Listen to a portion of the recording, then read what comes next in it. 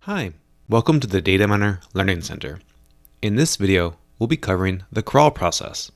The crawl process is what allows you to capture data from sub-level detail pages that you have to click into. This process is a two-step process.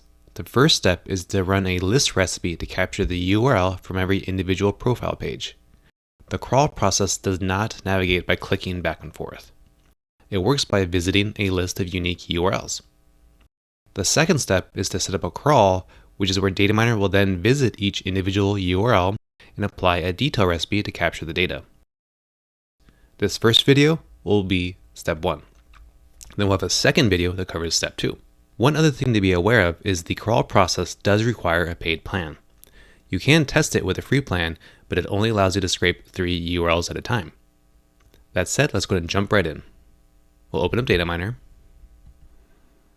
And since we're on a list or search results page, we'll be using a list recipe. For this example, we'll be doing the sandbox-urls recipe.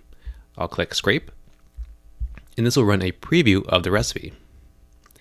As you can see, we now have 4 rows of the different URLs.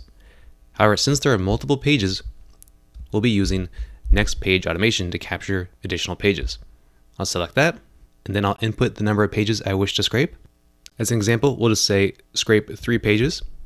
Now we'll click scrape 3 pages. And as you can see, we've now captured the first page. And if we go back to the website, you'll see now we're on page 2 and soon to be page 3. Great. And if we go back to DataMiner, you'll see the rows accumulate. We have 8 rows and soon we'll have 12. Great. We've now captured all 3 pages. The next step is to save the URLs.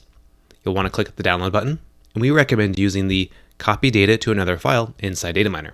This allows you to give this set of URLs a name. By default, DataMiner will save everything to the recipe's name, which is fine. However, if you plan on scraping a lot of URLs, it's good to create a naming convention so you can keep your URLs organized. I'll name this file test crawl URLs. I'll click Save As. Great, now the URLs have been saved. At this point, you can now move on to our next video, which will cover setting up the crawl. If you have any questions, please email us at support@dataminer.io. Thanks for watching.